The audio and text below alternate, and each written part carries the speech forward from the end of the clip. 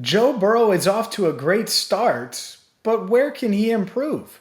Hi again, everyone. I'm James Rapien with AllBengals.com and Cincinnati Bengals Talk, and the Bengals are rolling 5-2 on the year, entering Sunday's game against the New York Jets, and a chance to continue to stay in that top spot, number one in the AFC, with a win over the Jets. And as good as Joe Burrow has been, and he has been really, really, really good or great at more times than not this season, is at least one area where he can get better. Certainly some that have gradually gotten better throughout the season. And it is kind of crazy when you take what he's done through the first 7 games and extrapolate that and project that through 17 weeks. Joe Burrow is on pace to throw for 4,750 passing yards. That's a lot. That would be a Bengals record. You know what else would be a Bengals record? 41 touchdowns that he's on pace to throw. Has 17. You take that through 17 games, 41 TDs. But the downside, the one negative that Brian Callahan, and you're going to hear from the Bengals offensive coordinator in just a second on this, is the interceptions. And Joe Burrow has thrown 8 interceptions in 7 games. If you continue that pace, he's thrown 19, or on pace to throw, 19 interceptions this season, which is 2 more than games played if he plays all 17 games, and you certainly hope that's the case. But here's Callahan on Burrow wanting to clean up the interceptions. I would say if you asked him too, he'd say the same thing. We turn the ball over too much. He's thrown. It makes him irritated, but he's probably thrown more interceptions this year than he's thrown in any point in his career. So those things can be cleaned up. Some of them aren't his fault. Every interception usually has a story, but just the overall number is not where obviously he would want it to be. So that's part of the factor in some of these things where we've not sustained drives as we turn the ball over in those spots. But as far as what he's done and what we put on him and how much he handles, it's been really, really impressive.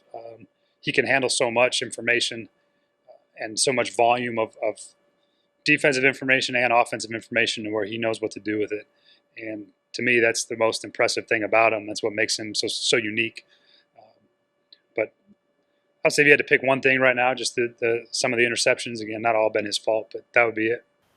It's worth noting that while the 4,750 passing yards would be a Bengals record, the 41 touchdowns would be a Bengals record, the interceptions, if Burrow does get to that 19 mark, wouldn't be a franchise record. Boomer Esiason threw 22 interceptions. Ken Anderson did it. Carson Palmer and Andy Dalton both threw 20 interceptions in a season. So through 17 games versus 16, if he gets the 19, it's not like he's going to set a franchise record there. Either way, it is clear Burrow doesn't want that to happen. And you look at Sunday's game, this is a perfect opportunity for him to set the tone moving forward of no interceptions, no turnovers, while still pushing the ball down the field and scoring a bunch of points, 30-plus points, which is the mark that I continue to give this Bengals offense. That's what you want to do, and they should be able to do it on Sunday. You don't want the interceptions. You don't want to see what you saw at the start in the beginning of that Detroit game, where there was the interception that kind of set the tone for a bad 4-drive stretch there in the first half. And then the interception against the Ravens, it could have let the Ravens back in the game. Baltimore's offense didn't take advantage. Bengals defense did a good job. But that is a ball, by the way, where he threw it up to Jamar Chase. The Bengals are okay with that throw and the decision. They wanted it in the back pylon in the corner of the end zone. So up here, right?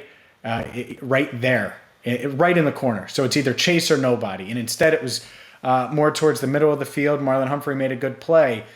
So you want to see if he can cut down on those turnovers. And then one other thing that I wanted to address is Tyler Boyd, because Tyler Boyd has 9 receptions for 70 yards in the past 3 games. Hasn't really been a factor, certainly not the factor that everyone expects him to be.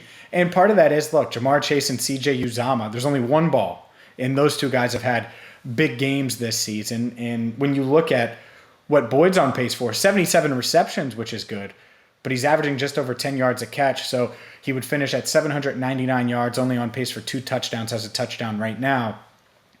They need to get more out of Boyd, and I think they're going to. I think this has been a weird odd thing. You can't bank on Jamar Chase doing what he's done week in and week out. And much like T. Higgins, they're not in a perfect rhythm right now, but I think part of it is just how great Chase has been. Uzama, like I said, has been great as a tied for the league lead with Dawson Knox with 5 touchdowns among tight ends.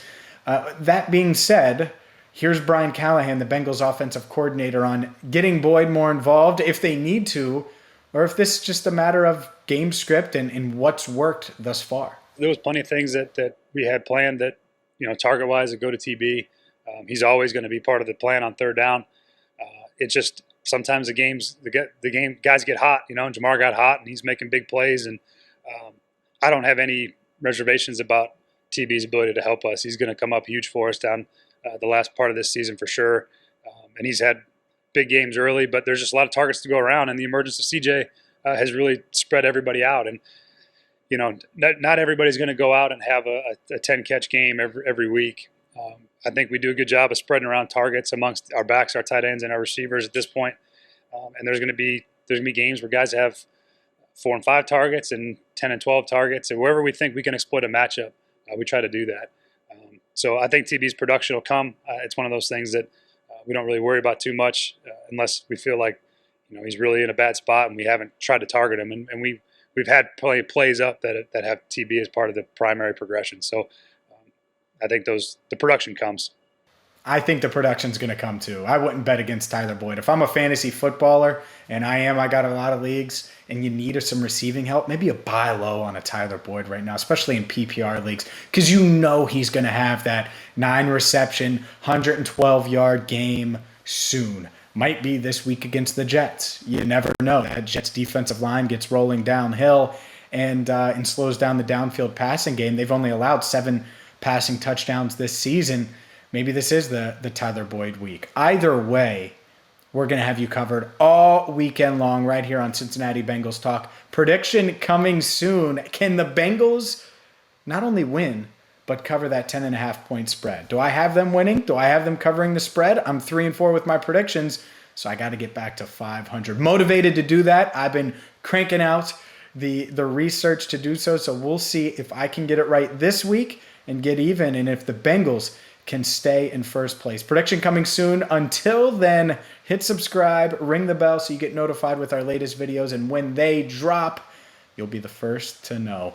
As always, I'm James Rapien. Thank you so much for watching the Cincinnati Bengals Talk.